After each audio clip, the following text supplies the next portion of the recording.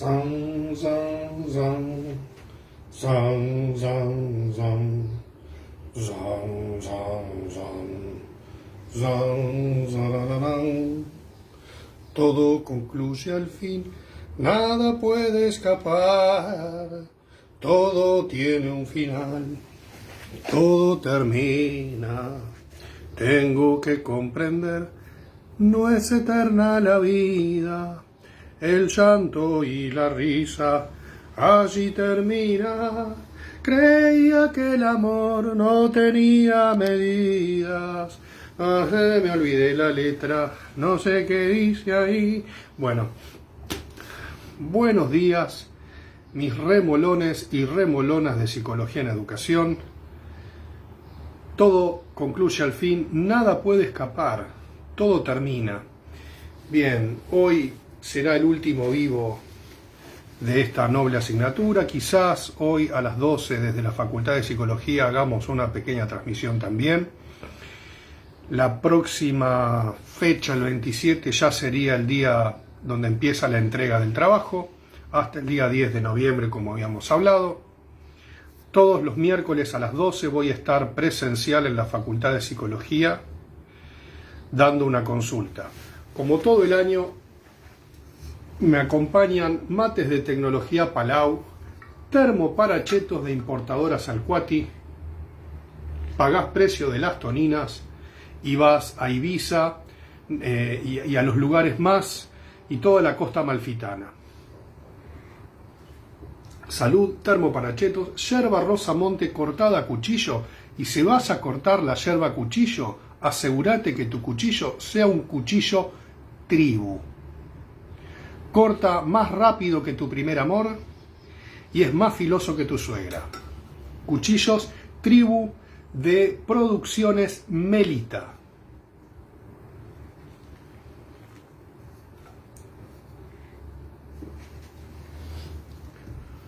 Bueno, solamente para acreditar años metí la gamba hasta el cuadril con una clase que me había quedado copiada como 5 veces en el muro. Entonces decidí borrar una y desapareció la clase. Quiero agradecer especialmente a las almas caritativas y a las alumnas aplicadas que me mandaron lo que habían desgrabado de las clases, cosa que me llama poderosamente la atención, que se tomen un trabajo de desgrabar las clases. Incluso me han mandado como algunas clases medias compactadas y hasta con un pequeño trabajo se podría hacer algo de publicación. Así que bueno, mi idea era recuperar un poco en el temario lo que se perdió en esa clase, que más o menos me acuerdo, tenía puesto una camisa verde a cuadritos, y había tomado té el año pasado, y lo que voy a subir es la clase de instituciones del año anterior. No voy a apretar más nada para no borrar más nada, y si el muro queda feo, queda feo. Bueno, después estoy a punto de resolver cómo me van a entregar el trabajo, porque si me mandan a mi casilla de mail personal se me pierde todo. Recibo centenares de mails por día que me quieren vender todo tipo de productos, gente que me quiere conocer, cualquier cosa recibo yo en mis mails, entonces lo más probable es que se me pierda. Entonces estoy viendo si esto me lo van a mandar por comunidades o armo un Crashworm especial para que me lo puedan subir y yo hago las correcciones. Así que bueno, tuvimos este año también el acompañamiento del padre del psicoanálisis, Sigmund Freud. ¿Quiere decir algo a la gente? No. Freud y la claridad de sus conceptos siempre quiere estar en el terreno onírico, nos pide seguir durmiendo para seguir soñando y seguir interpretando esta noble tarea que es el psicoanálisis. Bueno, vamos a pasar un poco a trabajar y a conectar lo que veníamos conversando en clases anteriores sobre el concepto de inteligencia y cómo para una autora como Sylvia Bleichmar podríamos pensar que la inteligencia humana, ese quiebre en el esquema adaptativo de la especie, se da a partir de esta sexualización temprana, precoz, prematura de la cría humana y los mecanismos que desarrolla para equilibrarse. El mecanismo principal que desarrolla para equilibrarse es la represión originaria. Una vez instalada la represión originaria, el aparato es clivado, es dividido. Entonces la satisfacción se da en el plano de la sustitución, estamos hablando rápidamente de esto, y lo que da origen es al pensamiento representacional y a una organización del yo. O sea, el yo puede empezar a organizarse en la medida de que las cantidades no irrumpen de manera traumática y perturbadora en el aparato psíquico. Ahora bien, en el terreno de las teorías de la subjetividad, el psicoanálisis no es la única teoría que va a plantear esta relación indirecta entre el individuo, el sujeto, la cría humana y el campo de la realidad. O sea que la realidad no es algo que esté ahí afuera esperándonos y nosotros nos vamos a adaptar, sino que el modo con el cual los seres humanos concebimos la realidad parte de una estructuración, de un, dicho rápidamente, y este es el gesto de rápidamente, un sistema representacional. Y que este sistema representacional, especialmente en los orígenes, difiere considerablemente del producto final. Es decir, no vamos a representar el mundo desde el comienzo del mismo modo que cuando nuestra organización adquiere cierta estabilidad, y de más está decir, cierta estabilidad saludable. Porque en el proceso se puede perturbar y puede tener distintas afecciones que impiden un desarrollo sano. Por lo tanto, esto que muchas veces hemos pensado, hay una lluvia de likes que yo no pedí, no sé muy bien a qué se debe, pero ya que estamos, la pedimos. A la cuenta de 3, a la 1, a las 2 y a las 3, like motivador que estimulan tu mañana. Aprovecho para degustar un sabroso y rico mate Palau, termo de importadoras Alcuati para chetos, y todos los que quieran venir hoy a las 12 a sacarse una selfie conmigo en la facultad, están todas invitados.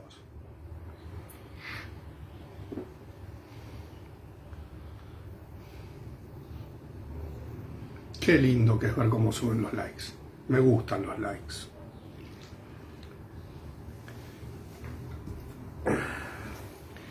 Bueno,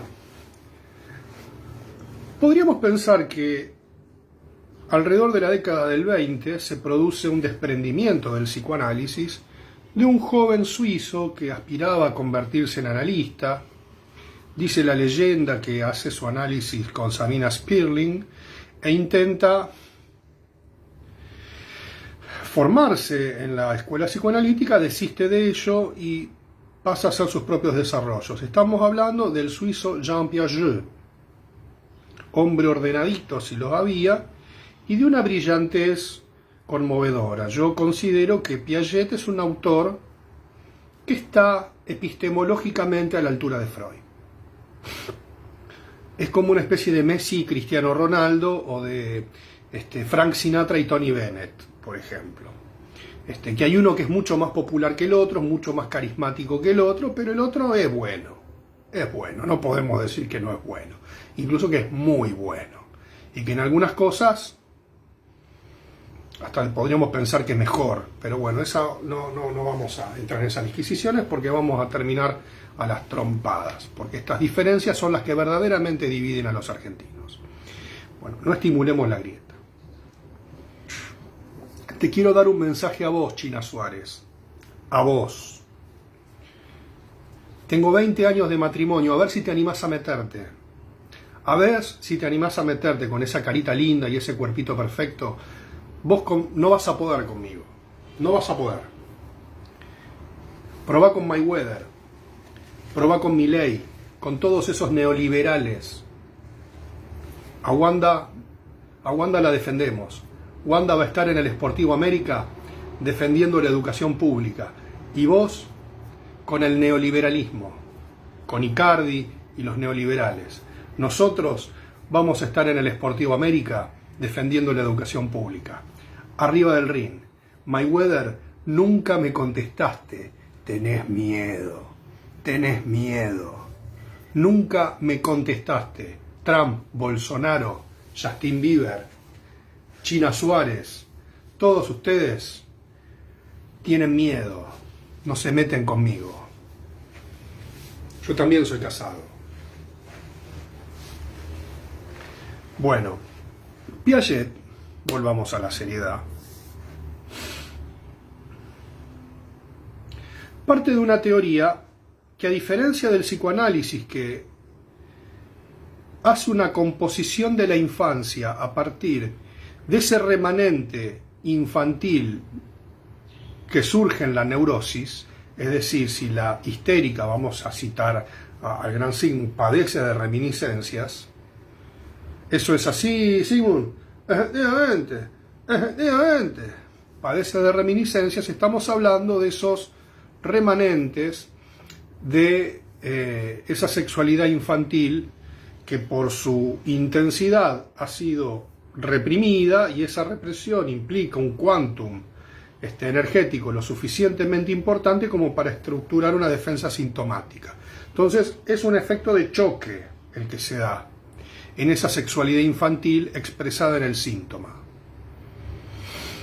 Pero no podemos pensar que eso infantil que se da en el campo del psicoanálisis es en sí mismo una recomposición de la infancia en el adulto.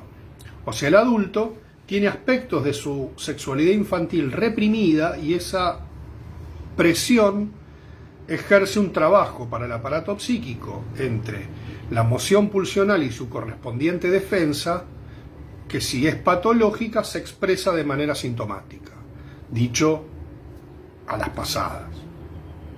Ahora, Piaget va a partir de una idea de una infancia en situación fija, en situación sana, en observación directa de un niño que se va constituyendo, que se va desarrollando.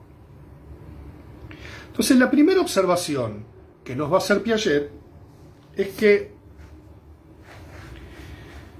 entre los reflejos innatos y las primeras experiencias que se dan en los intercambios humanos o en el niño con el medio, con el ambiente, él va a usar el término ambiente, medio, y lo usa de una manera muy general, o sea, desprovisto de que ese medio humano es un otro humano sexuado, como puede aparecer en la Planche Bleichmar o en el mismo Freud, lo que va a plantear que hay un flujo de información entre esa protoestructura, llamémosle así, porque Piaget parte de una idea muy interesante, que es lo que va a llamar epigénesis. Es decir, la idea de epigénesis es plantear que hay, más allá de las cargas innatas, hay un desarrollo posterior que se da después. O sea, hay una estructura que partiría de un punto de partida, llamémoslo, aunque suene un poco redundante, como vacío. No está vacío. Tiene reflejos, hay acciones de alguna manera, bueno, pero en el momento que la cría humana comienza a interactuar con el ambiente, se dan una serie de intercambios entre los reflejos y el medio ambiente que van generando lo que él llamará reacciones circulares. Es decir, esto implica cierta periodicidad de circulación, y este es el gesto de circulación, y no estoy como Bielsa diciéndole que circule la pelota y todo ese tipo de cosas. Entonces, esta circulación, estas reacciones circulares, lo que van armando son, a modo de teoría de conjuntos, unas primeras vinculaciones entre las exigencias, llamémosle biológicas más elementales, las interacciones con el ambiente, una circularidad, ciertas rutinas, esquemas de repetición, que van configurando lo que él llama algo así como memoria. Esa memoria es una conservación de ese ritmo, de esas primeras relaciones temporoespaciales que se empiezan a dar entre el niño y el ambiente, y él va a llamar memoria. Es decir, la memoria implica cierta conservación. Ahora, esta idea parte de que los seres humanos, o los seres vivos, pero especialmente los humanos, va a plantear un concepto básico, elemental y clave en la obra de Piaget, que es el de estructura. Por estructura no tenemos que confundirla con la idea de estructura del lenguaje, porque la estructura para Piaget sigue más la lógica de la teoría de conjuntos, una lógica matemática, que una lógica del lenguaje. Para Piaget eso es posterior. Entonces, en Piaget hay una epistemología muy poderosa, a mi modo de ver, que incluso es más potente a veces que algunas observaciones del mismo Piaget. Es decir, hay cuestiones que se pueden discutir con Piaget sobre el sensorio motriz, qué viene primero, qué viene después, si esto es realmente así, pero la idea principal que va a plantear Piaget es la idea de una estructura. Ahora bien, leo página 71 de Prácticas en Salud y Educación del texto Pensamiento e inteligencia en el marco de las teorías de la subjetividad, un aporte preliminar para un debate interno. Preliminar, ¿qué vas a decir después? O sea, ¿por qué preliminar? Siempre es como que uno habla con una especie de humildad, un aporte preliminar, como si después hubiera que hacer un gran desarrollo que uno no hace nunca. Es como la famosa próxima temporada perdida de alguna serie de Netflix, que nunca se da y deja a todo el mundo así como medio... A mí me pasó eso con Gengis Khan. Vi la serie de Netflix y me quedé esperando nuevas temporadas, lo mismo que con los Borgia y así sucesivamente. Bueno, yo hago lo mismo con los textos, dijo las cosas así para hacerme el bonito y después nunca escribo más nada. Pero bueno, queda muy bien en el mundo intelectual decir la palabra preliminar, úsenla que van a quedar bien. Bueno, este autor brillante, bien, primero representa una organización. Es decir, un todo a modo de un funcionamiento global y singular. O sea, hay una globalidad que tiene un patrón de organización y que esa organización implica una singularidad. Es decir, no hay dos bebés iguales, aunque todos parezca que hacen lo mismo. Pero cada uno va a ir adoptando de modo singular ese circuito. Hay bebés que se chupan el nudillo, otros el dedito, otros la muñequita, bien, otros el chupete, otros una punta de la sabanita, etcétera, etcétera. Pero esa acción que pareciera que ser de algún modo universal, cada uno la hace singular y ese patrón es una organización. Es decir, cada estructura tiene rasgos generales en su momento estructurante, pero al mismo tiempo singularidad de cómo cada organismo atraviesa sus transformaciones y pasajes. Acá digo organismo porque Piaget usa la palabra organismo. Igualmente estamos al filo de lo psíquico y lo somático. Segundo, mantiene una dinámica interna autorregulada en sus intercambios, vale decir, tiene identidad de funcionamiento en cómo ésta interactúa y se moviliza. Es decir, es una organización que se autorregula, tiene mecanismos propios. Estos mecanismos de autorregulación vosotros los conoceréis muy bien porque son la famosa asimilación y acomodación, que son categorías dinámicas. Tercero, se transforma.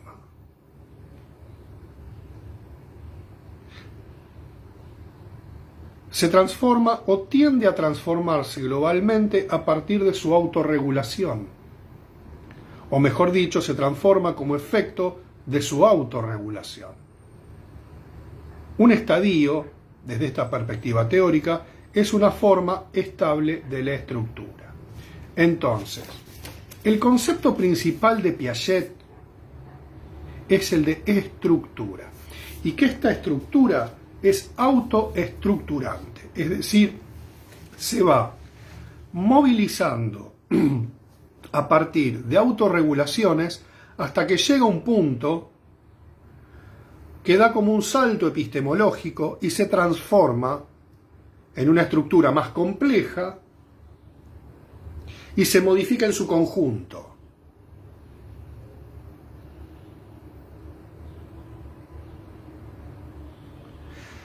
Para Piaget, que según donde lo lean va a hablar de estadios, semiestadios, en algunos son 7, pero son básicamente 3. Sensorio motriz, operaciones concretas y luego las formales. Tienen subestadios en el medio, los clasifica, va y viene, pero principalmente serán 3. Son discutibles porque hay niños que tempranamente desarrollan un pensamiento científico abstracto extraordinario, por lo tanto, esto de las operaciones concretas es un tanto relativo. Pero no importa.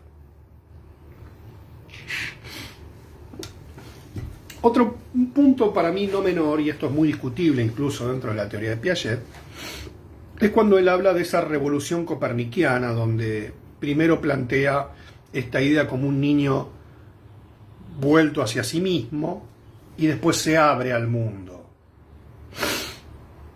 Piaget también es interesante cuando hablaba de esta cuestión de la estructura, por ejemplo, con la adquisición del lenguaje. Es decir, cuando un niño, o niña obviamente, comienza a hablar o empieza a darse cuenta que las cosas tienen un significado y esto prepara a la estructura hacia el lenguaje y la simbolización, ya vemos esa primera transformación porque después no hay retorno de eso. Una vez que el lenguaje se instala en los seres humanos, nos es prácticamente imposible pensar en un modo de funcionamiento sin lenguaje. Es muy gracioso a veces cuando uno juega con un nene chiquito y el nene se hace el bebé y habla como bebé, pero habla. Es decir, es prácticamente impensable que una vez que adquirimos el lenguaje, pensar un mundo sin lenguaje. Que no es lo mismo que quedarse callado. O sea, cuando nos damos cuenta que las cosas tienen sentido, tienen significación, ya ahí estamos en condiciones de incorporar el lenguaje. Bien, Piaget va a denominar a esta estructura autoestructurante, que se autorregula, se organiza y se transforma, le dirá inteligencia. O sea, para Piaget el concepto de inteligencia tiene una equivalencia en un punto importante a la idea de estructura, porque la inteligencia para Piaget es el primero que va a plantear que esta organización, nuestra mente, si bien tiene un anclaje importante en lo biológico, en Piaget es muy fuerte esto, pero después, hoy lo estoy planteando un poco desordenado, pero lo vamos a ver. Para Piaget, esta organización no representa de modo directo la realidad. Y esto lo podemos ver en los grafos infantiles o en el juego mismo infantil, donde el niño no representa la realidad cabal tal cual es. Cuando uno le da a un chico un trabajo, por ejemplo, para dibujar, no lo copia. Plasma en la hoja lo que en su estructura y en su momento estructural puede dibujar. Hay un ejemplo muy cómico que nos pasó familiarmente en la pandemia, que uno de mis hijos, durante los tiempos que ya no sabíamos más qué hacer, compramos unos tanquecitos y avioncitos de aeromodelismo y armamos un par de tanques de aeromodelismo que quedaron perfectos, unos tanques, un M1 y un T-72, que son dos tanques que los que combatieron en la guerra de Irak, por ejemplo. Mi nene de que entró a la pandemia con 8 años, y en ese afán de ya no saber qué hacer, bueno, ¿qué le parece, Freud, lo que hicimos? Esto es todo boludeces, haciendo boludeces. Bueno, la opinión del padre del psicoanálisis no siempre condice con los tiempos de esta época, pero bueno, no importa. Entonces, un primito de mi hijo de 4 años en su momento se encantó con el tanque. Él dijo, yo hago uno. Bueno, nos mandaron la foto del tanque y era una caja de zapatos con un jugo cepita encima y la bombilla de caño. Y el nene estaba encantado que su tanque era igual al del primo. Era muy graciosa la comparación entre una y otro. Veo que no se ríe nadie de lo que estoy diciendo, pero no importa. La estructura representa en su tiempo estructural.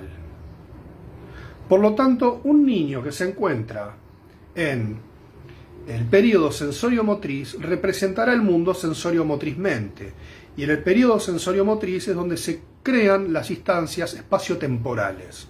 Sin la creación de las categorías de espacio-tiempo, después las adquisiciones posteriores no se logran, y esto en Piaget él es determinante. Si una una etapa no logra ser sintetizada para pasar a la instancia más compleja, no se pasa. En este punto, Piaget es muy interesante porque siempre en el momento de abordar cualquier problemática uno tiene que pensar, tiene que darse cuenta en qué momento, en qué estadio se podría encontrar ese niño y cuáles serían los obstáculos para que ese desarrollo avance. Ahora, ¿cuál es la diferencia clave entre Freud y Piaget en esto? Porque Piaget sigue a Freud en una serie de aspectos y en otros no. ¿Cuál es la idea principal en la que Piaget sigue a Freud? Que pasamos de un principio del placer a un principio de realidad, en esta idea de este niño en solipsismo, en esta especie de narcisismo cerrado, que pasa hacia la realidad. Esta revolución copernicana que plantea Piaget sigue al menos esta línea de desarrollo epistemológica de Freud, pasar del principio del placer al principio de realidad. Porque Piaget estudia principalmente al primer Freud, al Freud más endogenista, al de las fases de evolución de la libido, y este es el signo de fase de evolución de la libido, no es que esté cortando un salamín, que también es... ¿Cómo no se cortan un... Yo veo esos videos de cocina que agarran un pequeño... Yo empezaría a saltar la sangre si ahí hiciera algo así, porque me cortaría un dedo. Por eso no lo hago. Bueno, no importa. Ya pasó. No vengo acá a hablarles de mi vida. Bueno, ya está. Entonces, esta idea no es menor. Ahora, la otra idea que va a plantear de alguna manera similar es que el aparato psíquico es de algún modo una estructura. La diferencia no menor es que para Piaget, para Freud, el aparato se divide. Un aspecto, sobre todo las vivencias tempranas infantiles sexualizadas, quedan detrás del muro de la represión. Bleichmar, Laplanche dirán de la represión originaria, siguiendo al mismo Freud. Ahora, el aparato se divide en la lógica psicoanalítica. En la lógica piagetiana el aparato no se divide, se desarrolla, se integra. Hay como una metabolización generalizada de las cosas. La otra diferencia es que para Piaget la sexualidad infantil no es que no existe, pero no la considera en sus desarrollos, porque es como si dijéramos que para Piaget está del muro de la represión para allá. Lo que pasa del muro de la represión para acá no le preocupa tanto, porque él lo que estudia es cómo se organiza y progresa el pensamiento. Entonces la inteligencia es esa estructura autoestructurante que en la medida que se da este momento estructural y llamémosle la presencia del ambiente en este flujo de información, esta estructura debe modificarse, se ve llamada a movilizarse. Y esta movilización es movilizada, y esta palabra, apréndanla, y suena la campana. Porque voy a decir algo muy importante, que no se lo tienen que olvidar jamás. Esto no se da de manera espontánea, porque la estructura, el niño, tiene que actuar. No se da sin la acción. Por eso esta idea de que en Piaget a veces plantean nada que ver, y no lo dije, por miedo a que lo repitan.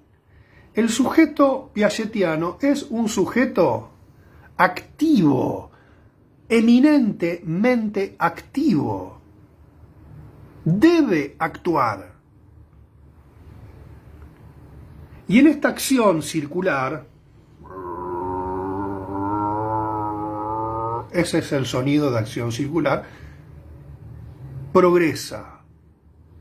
No es sin la acción. Debe actuar. No es que Le tiran cosas, asimila y acomoda. No, este juego de asimilación y acomodación es fundamental la acción. Debe actuar, no es sin la acción. Pero esta acción no es una acción porque sí, es una acción donde la asimilación desestabiliza, por así decir, esta estructura y mediante la acción asimila y equilibra. Y en ese juego se da un enriquecimiento representacional y simbólico.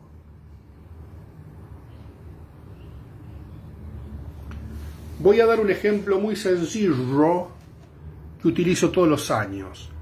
Cuando un bebé empieza a hacer el trípode o hace la tortuguita, empieza a mover que su cuerpo ocupa lugar en el espacio y en el espacio-tiempo. Cuando un bebé tiene el chupete acá y tira la manito y lo agarra y lo trae y se lo pone en la boca y se lo saca de la boca, y viene la abuela, la mamá y le saca el chupete, le pone el chupete, lo entra ahí, perturba. O sea, ese niño está en acción. A lo mejor en otra teoría podríamos hablar del juego, porque el juego es acción. En Klein, el juego para ella siempre reproduce fantasías inconscientes perturbadoras. Bueno, en Winnicott no. Winnicott en esto es mucho más piagetiano, o Piaget es mucho más winnicottiano. No sé quién, bueno, Piaget estuvo poco antes, salió de todo esto. Además los dos tenían un contacto frecuente con niños, porque Winnicott era pediatra y Piaget era observador de niños. Y me tomo un mate palado. La acción. Cuando a los bebés les empiezan a dar el sólido, es decir, la comida sólida, a los 8 meses, 6 meses, según el criterio del pediatra, uno empieza a ver que empieza el gorjeo, juegan, porque descubren la faringe, la laringe, la garganta, la lengua, empieza a tener otras sensaciones. Y empieza con el juego preverbal. No es sin la acción. Canturrea. Empiezan a cantar los bebés. Y los padres a veces, si son empáticos, le cantan al bebé, el bebé canta, a veces hasta entonan juntos, se dan cosas espontáneas, extraordinarias. Eso es la acción. No es sin la acción. Sin acción no se moviliza la estructura.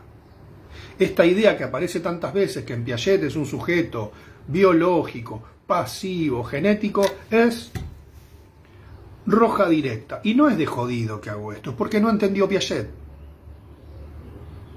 No es de Greenblatt, ¿qué tipo jodido? ¿Qué tipo jodido? Le dije de Piaget, pero no dijo lo elemental.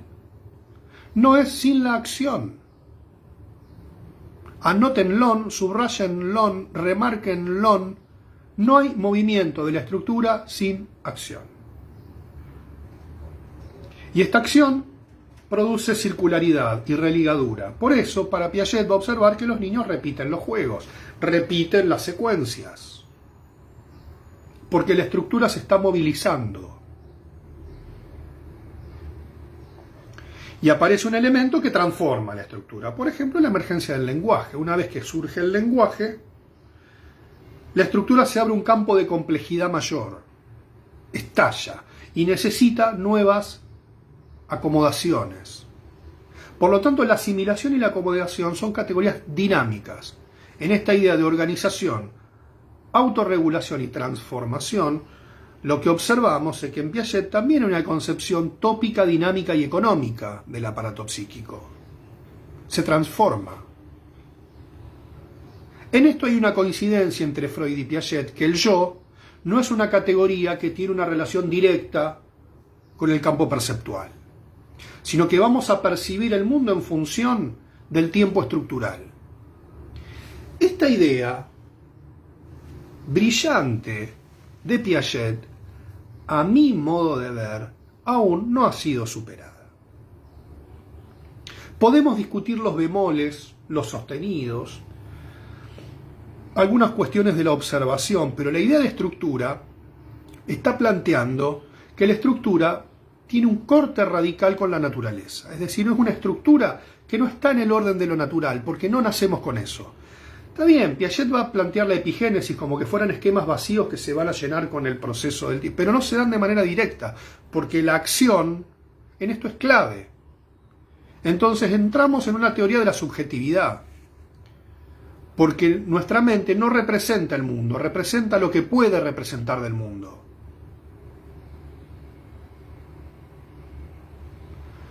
¿Se entiende o no se entiende? Bien. Contemporáneo a Piaget, sobre todo en los primeros tiempos, aparece el ruso Vygotsky y sus secretarias jugando al Shenga y cortando la manzana. Este es un chiste de personas de más de 40 años, o que miren Canal Volver. Bettina Romano, tal vez la presencia del otro, par o más capacitado, no aparece en su teoría. Usted se adelanta, Bettina,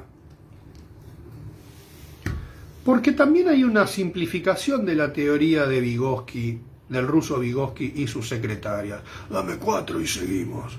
Ya les dije que tienen que ponerme los apuntes bien, cosa de loco, diría el ruso Vygotsky y sus secretarias. Vygotsky, del otro lado de los Urales, comienza a leer la obra de Piaget, comienza a leer la obra de Freud. De hecho, Vygotsky y Luria fundan la Escuela Psicoanalítica de Moscú, tomando vodka y leyendo los primeros textos que le llegaban traducidos por Magoyensky a Vygotsky y Luria, le llegaban uno de vez en cuando. Pensemos que en el 17 se produce la Revolución de Octubre, pero en los años previos Rusia interviene contra Alemania en la Primera Guerra Mundial, se masacran, se hacen percha entre ellos, la Guerra Civil Rusa, bueno, un quilombo impresionante en esa zona, pero ellos fundan la Escuela Psicoanalítica de Moscú. De hecho hay un texto muy interesante, creo que de Topía, a ver si lo encuentro, nunca están los... acá está, mire.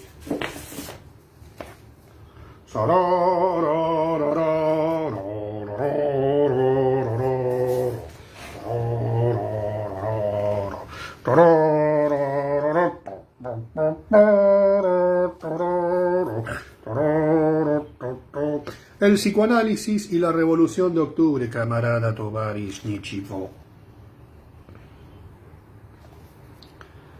Enrique Carpintero, Eduardo Gruner, Alejandro Weiner, Hernán Skorfors-Volnovich Duarte, Vygotsky y Alexander Luria. En este texto se publica la versión del prólogo a Más allá del principio del placer en la edición rusa Tovarish.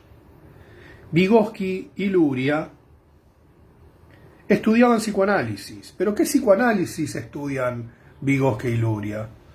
O casualidad, a partir de la teoría traumática, de Más allá del principio del placer. Si Piaget estudiaba un psicoanálisis más vinculado a las teorías de evolución de la libido endogenistas, Vygotsky lee un psicoanálisis atravesado por el campo de lo real, o sea, de la segunda tópica. Pensemos que tanto Vygotsky como Piaget no tenían, y sobre todo Vygotsky, no es que se bajaban de internet las últimas publicaciones, no seguían la página de la Internacional de Psicoanálisis, le llegaba un texto cada muerte de obispo, y Vygotsky, cuando escribe Pensamiento y Lenguaje, un texto brillante, a la altura de la interpretación de los sueños del gran célebre Sigmund Freud. ¿Qué piensa usted? No, que es una porquería, es una porquería. Bueno, lo que sostiene Freud es que esos textos no consideran el componente sexual del desarrollo, tanto en Piaget como en Vygotsky. Bueno, por eso Freud sabemos que era bastante celoso de su obra, no vamos a discutirlo en este momento. Pero ¿qué dice Vygotsky? Vygotsky realiza una crítica profunda a ambas teorías. Porque si ustedes prestan atención, a ver si lo encuentro, porque el tiempo es tirano en televisión.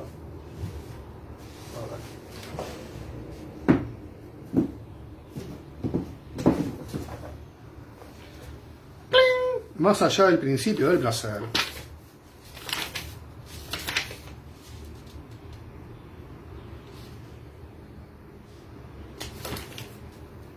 es muy interesante, porque en el prólogo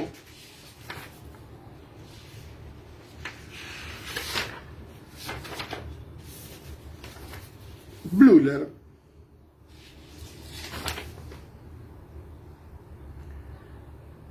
va a hablar de este estado narcisista autístico.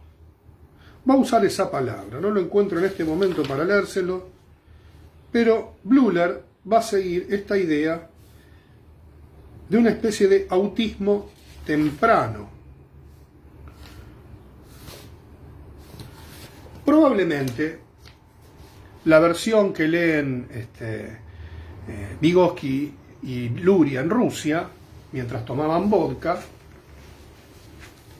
estaba fuertemente influenciada por el pensamiento solipsista y endogenista de Blüher.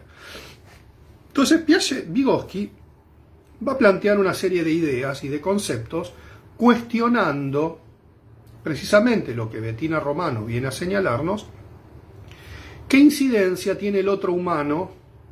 Que en realidad no es el otro humano, siempre cometo estos lapsus. Para Vygotsky es la cultura. Vygotsky inicia sus trabajos con lo que serían las clínicas psiquiátricas de la Rusia zarista y se da cuenta que los esquizofrénicos, para decirlo de manera rápida, tienen una simbología particular y un modo muy particular de expresarse y de alterar la simbología. Entonces Vygotsky se da cuenta que hay una alteración en el lenguaje, en el pensamiento, y que esto no se da de manera natural. Vygotsky es un gran conocedor de la literatura rusa, es un gran estudioso del marxismo. Si ustedes leen Pensamiento y Lenguaje, va a haber más citas a Marx, a Lenin y a algunos otros soviéticos que, por ejemplo, a los psicólogos de la época. Si bien hay muchas, es un estudio muy profundo. Vygotsky es un escritor muy joven y que muere joven, deportado a Siberia.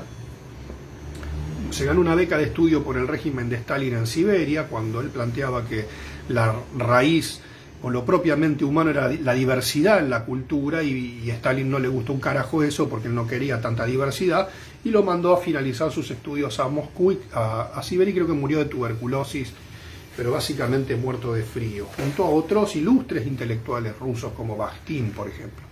Entonces, lo que va a plantear Vygotsky le va a cuestionar fuertemente varias cosas a Piaget, si bien él suscribe a buena parte de la teoría piagetiana. Lo primero que va a cuestionarle es el egocentrismo infantil, luego le cuestionará lo que él entiende como la creación de conceptos, y por otra parte le va a cuestionar qué es lo que fuertemente moviliza la estructura y va a aplicar un razonamiento de un nivel de brillantez que conmueve hasta nuestros días, más allá de que podamos discutirle alguno de esos aspectos, pero tenemos que entender que Vygotsky armaba lo que podía con lo que le llegaba de la teoría. Entonces, Vygotsky aplica un razonamiento brillante, dice. Dice, Freud dice que el niño alucina el pecho. No hay manera de saber si esto es así. ¿Cómo podemos saber si un bebé neonato efectivamente alucina un pecho? No lo podemos saber porque no le podemos preguntar, pero supongamos que es así, dice. Ahora, acá probablemente es donde está el errorcito de Vygotsky, porque dice que el pecho es como si fuera autoengendradamente alucinado, como si la pulsión ya por su propia descarga alucinara el pecho. Acá, reitero, Vygotsky sigue a Blüher en esta idea de autismo, de esta alucinación autística, en términos concretos. O sea, no estoy profundizando ni el concepto de autismo, ni de espectro autista, ni todas esas cosas que discutimos 100 años después. Entonces, o sea, acá es autoengendrado. No sé si se entiende. Si se entiende, ponen un like. Si no entienden, no ponen un like. Bueno, entonces, ¿qué dice el ruso Vygotsky y sus secretarias mientras jugaba al Shenga y cortaba la manzana? Si el niño alucina el pecho, es porque el pecho tiene que haber estado. El niño no alucina en el vacío. ¿Y quién presenta el pecho? La cultura. O sea, es interesante porque Vygotsky descentra este acto que nos homologa al resto de los mamíferos, que el pecho no lo trae la especie, no lo trae la biología, la cultura entra por ahí. O sea, nadie puso un like, nadie entendió lo que dije. Repito, no es que el pecho viene asociado al instinto, a la necesidad, no, dice Vygotsky. Es la cultura la que anticipa la prematurez del neonato. Es la cultura la que anticipa, la que recibe, pero esta no es la teoría del lenguaje de Lacan, el discurso del otro.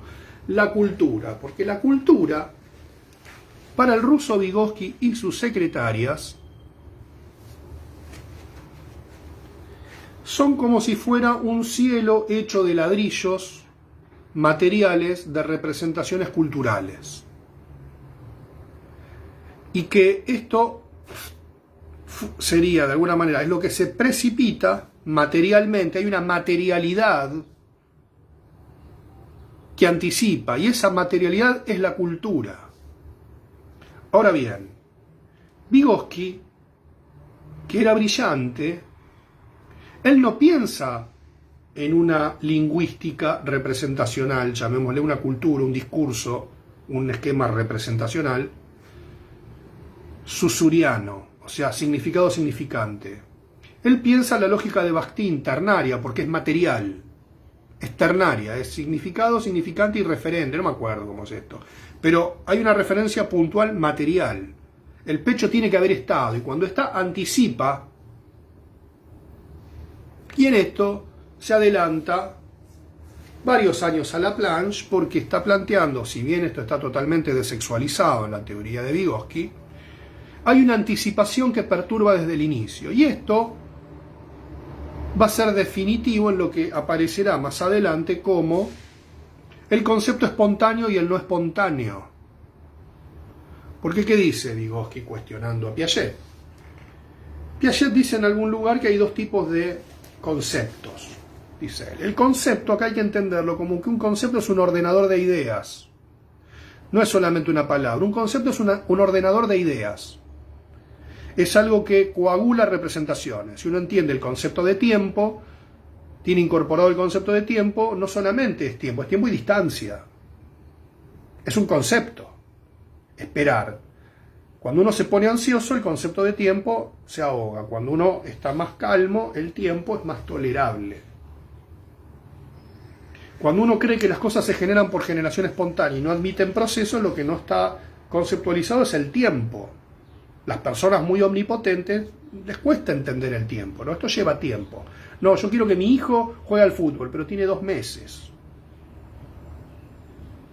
El tiempo dirá si va para allá, si no va para acá. Bueno, no importa. Es amplio, como diría el general. El movimiento es amplio. Bueno, entonces dice Vygotsky que Piaget dice que hay un concepto espontáneo, que es como el niño designa las cosas. Yo usaba en la clase anterior, por ejemplo, el chupete, el tete. No diría es un objeto que se usa para succionar y sustituye el pecho materno, pero también es algo que le permite estabilizar los cuadros de excitación a la infancia. O sea, un chico no dice todo esto, pero el chupete es eso, o sea, hay un concepto. O sea, el chupete es no solamente es un objeto, es un concepto. Entonces, el tete. Ahora, la distancia que hay entre el tete y el chupete, dice, no es que autoengendra que viene de la nada. Viene porque la cultura puso que se anticipa en un tiempo prematuro, lo presenta en un tiempo prematuro, y que el niño necesita un recorrido entre lo espontáneo y cómo la cultura se lo presenta. Lo que está planteando Vygotsky, el ruso, y sus secretarias, que no es que hay una evolución progresiva de la estructura, como plantearía, y lo pongo condicional, Jean Piaget, sino que este elemento de máxima complejidad se anticipa, es de alguna manera interpretado por la estructura en su tiempo estructural y debe ir hacia un desarrollo de estabilización con la complejidad originaria. Lo dije de una manera media rebuscada, pero conceptualmente más preciso que otras veces. Esta distancia entre este elemento, de alguna manera inscripto en los términos de la estructura, y su finalización en los términos de la cultura de partida que lo anticipó, esta distancia, y el grafiquito, captura de pantalla con el grafiquito, Vygotsky le dirá, ¿cómo le dirá? Zona de desarrollo próximo. Esta zona de desarrollo próxima es esta distancia que se da entre el tiempo estructural y el tiempo o el modo en que la cultura actúa. Entonces, si el nene le dice tete es porque ya está en condiciones de representar y que las cosas tienen nombre. Hay un momento en el que el niño se comporta en el mundo como un extranjero que no comprende el idioma, pero entiende que las cosas tienen significación. Más o menos a los 8 meses. Entonces sabe que las cosas tienen significación, aunque todavía no pueda decodificar plenamente el idioma. ¿Viste? Entiende todo, tiene 1 año y entiende todo. No sé si entiende todo, entiende. Y entiende que hay que entender. Esta predisposición hacia la comprensión, por ejemplo, del lenguaje, semántica, es la zona de desarrollo próximo. Esto, dice Vygotsky, no es que la estructura solo avanza por acción propia en este solipsismo. No, la cultura lo anticipa. Y ahora viene lo más importante de Vygotsky en esto. Porque Vygotsky va a plantear que la cultura también es un cuerpo de movilidad que se da en una estructura superior, una superestructura, diría el camarada, intersubjetiva y cultural y trascendental. Por lo tanto, una cultura que desarrolla medios e instrumentos de una modernización mayor generará mentes de otras características, porque estos conceptos que están acá a modo de ladrillitos van a ser diferentes. No es lo mismo alguien que se forma en una estructura socialista que alguien que proviene de una población, llamémosle, premoderna. Porque Vygotsky cree que el socialismo es una etapa superadora del capitalismo. No nos olvidemos de esto. Él es un marxista acérrimo. Él cree en eso. Y Vygotsky va a ser un autor fundamental en la ilustración de una Unión Soviética que se inicia rural y en pocos años se moderniza a pasos agigantados, más allá del costo que implicó esto por el estalinismo. Entonces Vygotsky lo que va a plantear que la educación es un instrumento fundamental de difusión de la cultura, porque en la ilustración se van a configurar mentes ilustradas por fuera del oscurantismo, del esoterismo, de la superstición, y generará mentes científicas. Porque si uno recibe conceptos científicos, la mente se ordena científicamente y no en base a creencias esotéricas o creencias, llamémosle, supersticiosas. Entonces él presenta documentación probatoria, era un investigador muy serio y hacía experiencia con niños, por ejemplo, alfabetizados y niños no alfabetizados, y cómo representaban las cosas. Es decir, para Vygotsky, la subjetividad es un terreno mucho más dinámico y cambiante y no tan lineal como el de Piaget. Por lo tanto, conceptos fundamentales. Para Piaget, estructura e inteligencia son conceptos fundamentales. En Vygotsky, la zona de desarrollo próximo es lo que arma el nexo entre cómo la estructura recibe el concepto cultural y cómo lo desarrolla. Esta idea de que aprende con un amiguito es muy incompleta, es muy pobre esa definición para un estudiante de psicología de quinto año. Aprende con uno que sabe, no es que es uno que sabe, hay un tiempo estructural que le transmite una pauta cultural. Porque lo que hace el que sabe un poquito más es transmitir una pauta cultural. Y la cultura anticipa, y la cultura es móvil. Y la cultura modifica mentes, por eso la mentalidad que teníamos en la Edad Media no es la misma que la de ahora. Cualquiera de nosotros en la Edad Media no podría vivir, no podría tolerarla.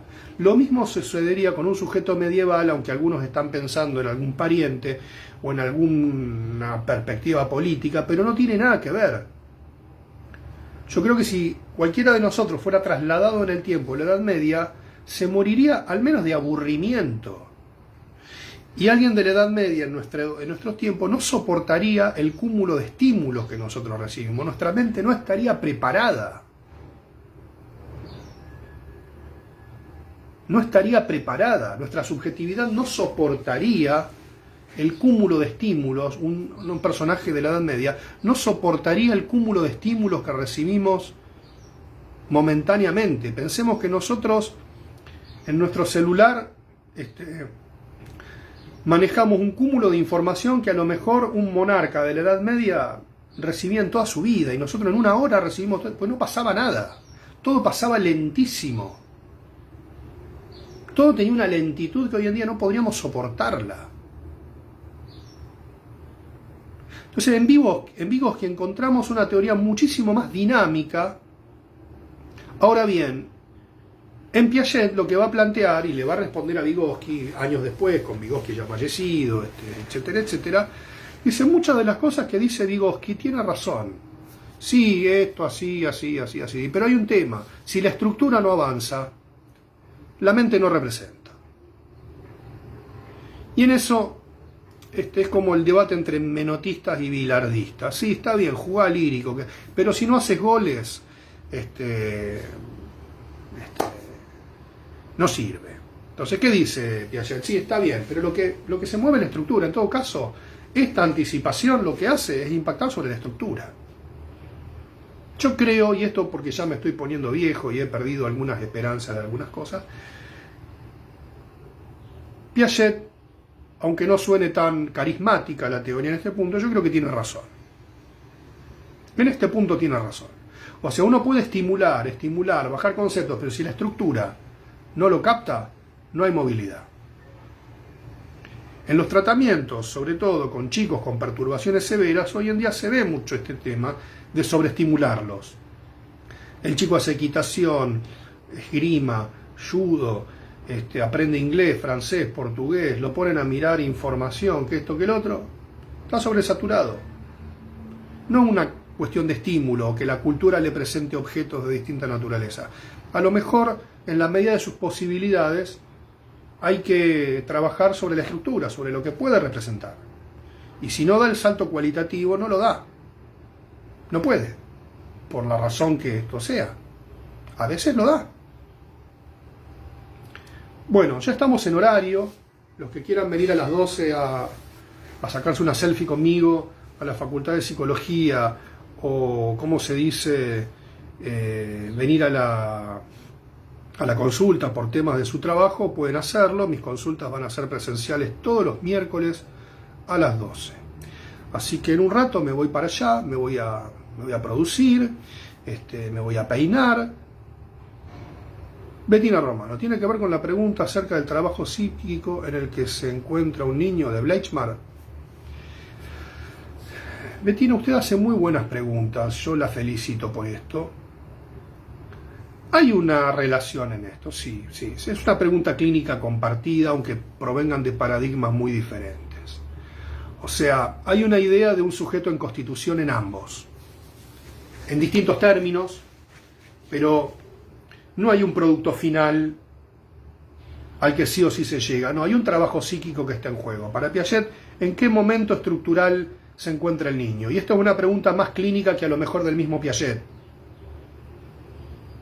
O sea, Esta idea de zona de desarrollo próximo a veces se la malentiende pensando que si uno pone un chico, por ejemplo, de 4 años que sabe hablar con uno de 4 años que no sabe hablar, el de 4 va a terminar de alguna manera colaborando con que el otro hable. Ahora, si estructuralmente no está en ese momento donde por alguna razón siente que las cosas tienen una significación o que comprende que vive en un mundo donde las cosas tienen significación, no va a hablar.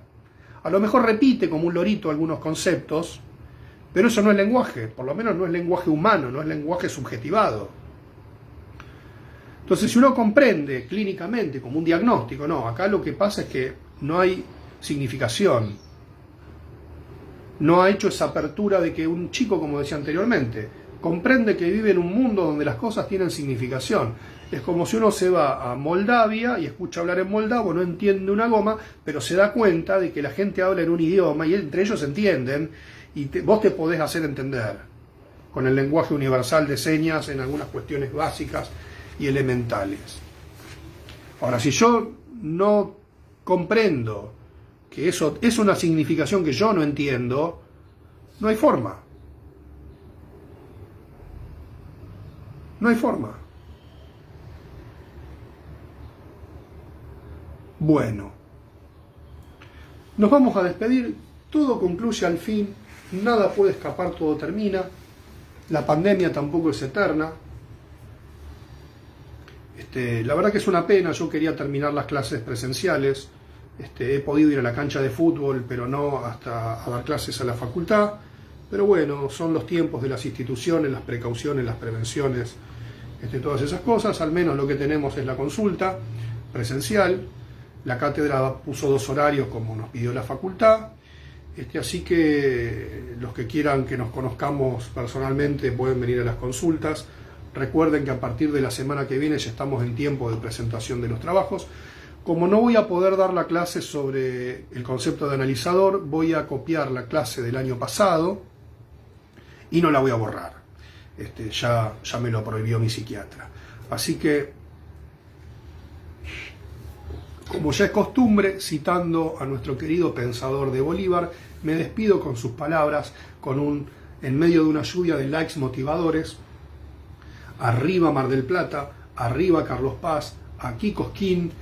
Chau, chau, chau, chau y chau. Lluvia de likes motivadores para capturas de pantalla exitosas que yo estoy hablando, y en medio de estos likes que suben hasta el cielo y que no paran de subir y son como fuegos artificiales al fin de un festival folclórico, nos vamos despidiendo con toda la onda, que no se corte, que no se termine esta pandemia maravillosa que nos ha unido todo este tiempo y que nos ha permitido que la educación pública llegue a tu casa sin que vos te tengas que destapar.